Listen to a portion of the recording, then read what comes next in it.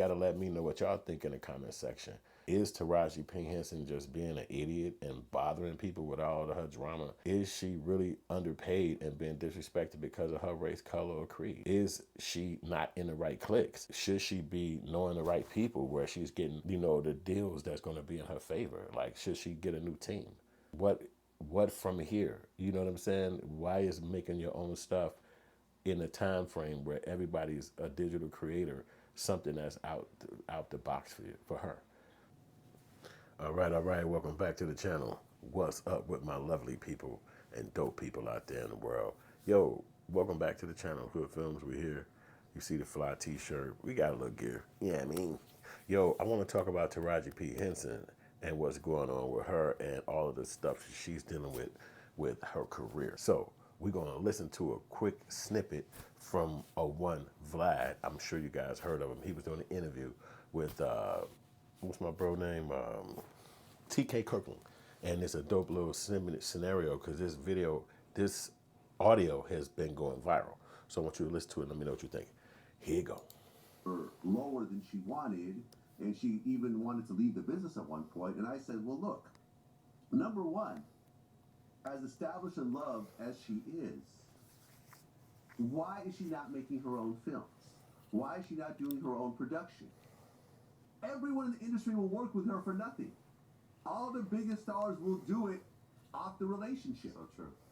All the best writers will work with her. All the best directors will say, oh yeah, I'll do a project with you. Absolutely. She could get investors. Yeah. You know what I'm saying? She could partner up with people where she controls the budget. She could pay herself what she wants to pay herself. Right. It's up to her. And as time goes on, you see the Tyler Perrys of the world who say, okay, we're not going to play this game anymore. We're not going to complain, that we should just do it ourselves. And you could do movies for lower budgets and work their way up. Yes, you're not going to do a Marvel movie on your own, but you could do a lot of great films that will have bidding wars over them once you complete them. Absolutely. On your own.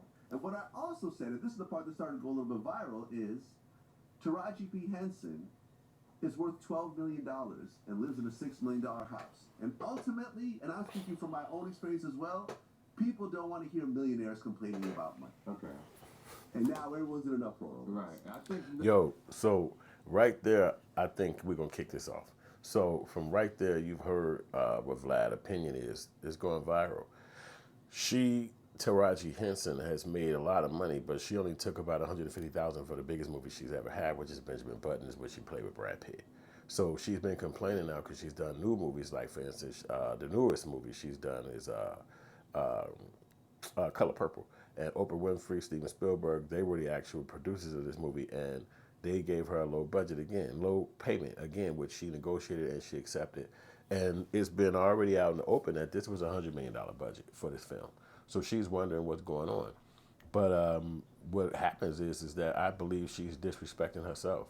You know, just like if you hear TK Kirkland, and I want you to go watch their video too because it's really good. TK Kirkland is a dope artist.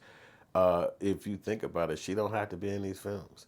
You don't have to be in no situation that people not showing you love and respecting you at the level that you think you should be respected at. That right there takes a lot of self-love, and it takes a lot of determination because you might lose at the end, but you're not losing. You're getting away from people who are losers. So you are not going to be respected, then you don't want to be around people who are not going to respect you, and it don't matter who the hell they are, or whatever reason that they don't want to respect you.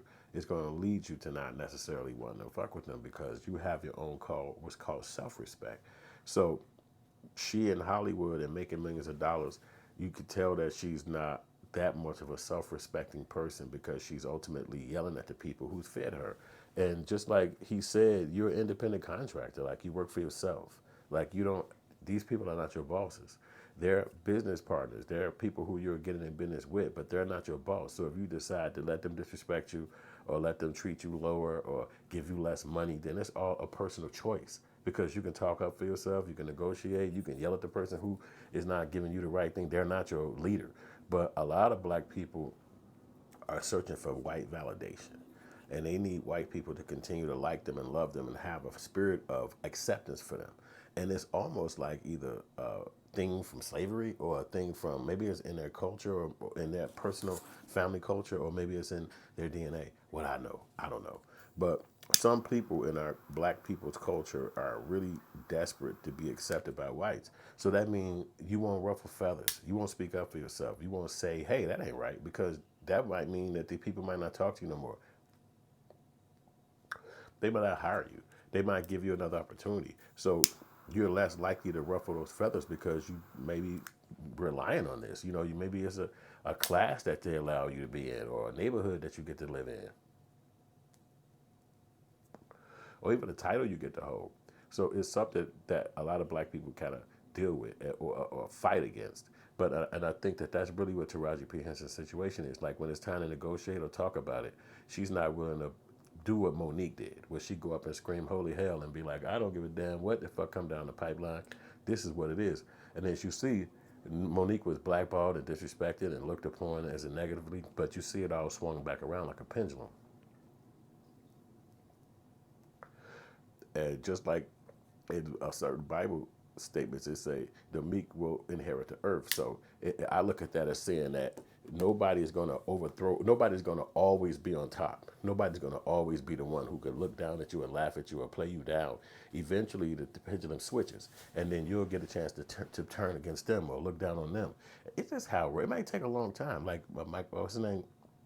Martin Luther King said, the wheels of justice turn slowly or something like that. You might have to check that one out as far as the quote. But I think she should have spoke up for herself and said more, because now you out here screaming and talking all this stuff and you going up against the people who hired you.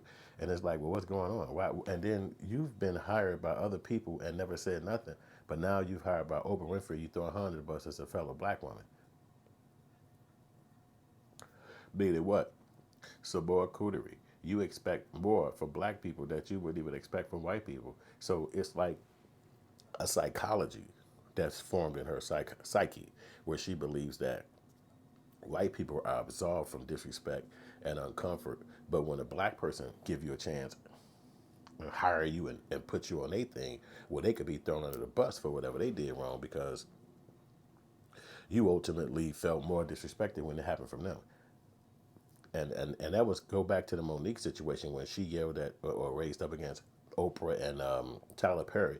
She lost her career and all that shit for many years. It took other people in the industry that's not necessarily in a quote unquote clique to give her chances and give her another career stretch. And she's talented and she need that. But it's cliquish, and a lot of stuff is high school and all that shit.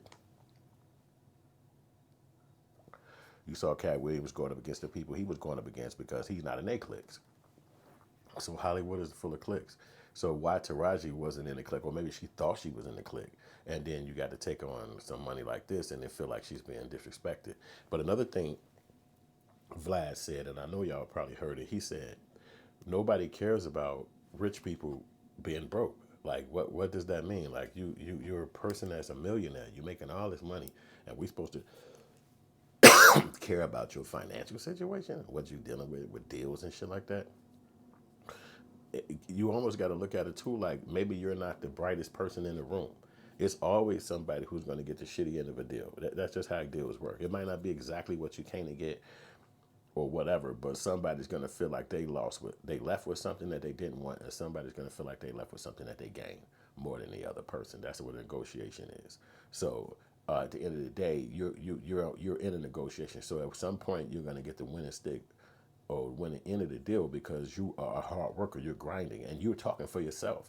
So if you can articulate these things and speak up for yourself and talk with some fervency, or even walk away from a few things, then how are you complaining?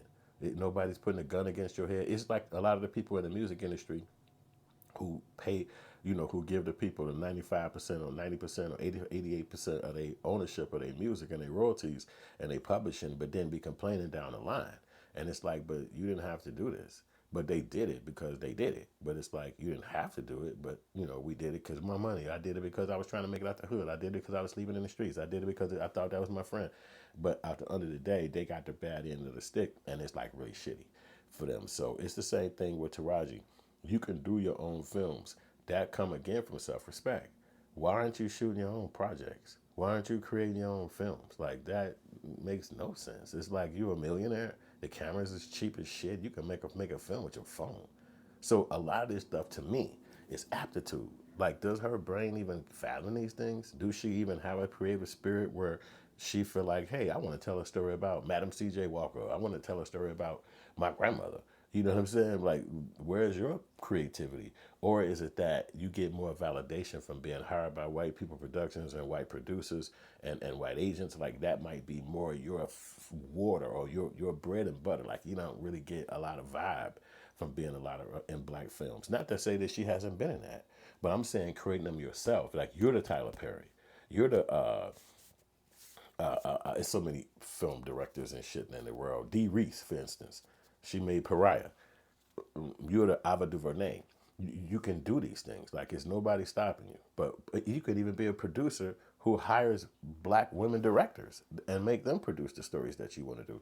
You making contacts in the industry for 20, 30 years and you're not using that shit to leverage yourself. But you're yelling at the people who are using you to be in their projects and they're not even using you. They paying you. You actually taking what they're giving you, or you taking a negotiation that you come up with. So it just seemed like a lot of complaining and rock throwing and negative ball throwing, and it's almost like they paid Taraji to go up against Oprah on some black on black bullshit. I don't know. I'm not necessarily no Oprah fan like that, but it seemed like you throwing rocks only at the black producers, and that's weak. That's a sign of weakness, because if you really gave a fuck about this craft, you wouldn't care about who was producing it, who was behind you and your thing. You'd find stories out there, books out there, it's scripts that came across your table that you probably didn't want to act in. You can contact them producers and say, yo, I like this shit. You know what? Let me be a producer on this. I'm gonna get my team together. We're gonna help you produce this. Let's co-produce this project. They not thinking like that. They brains don't rock like that. So that's just my opinion. Because there's nobody threatening you. Nobody physically in your way. You know, your kids are grown, so it's not nobody stopping you from being a high level producer if you wanted to do that. But it's just not their thing. You know what I'm saying? So you got to let me know what y'all think in the comment section. Is Taraji P. Henson just being an idiot and bothering people with all of her drama? Is she really underpaid and being disrespected because of her race, color, or creed? Is she not in the right cliques? Should she be knowing the right people where she's getting, the deals that's going to be in her favor? Like, should she get a new team? What from here? You know what I'm saying? Why is making your own stuff in a time frame where everybody's a digital creator something that's out the box for her? So y'all let me know in the comment section what y'all think. This your boy Hood, man. We rocking hard out here. We got new projects, new movies, new music, everything. Hit us up, like and subscribe, share this message. Let me know what you think and feel in the comment section. I'm gonna hit y'all up with some new projects in just a minute.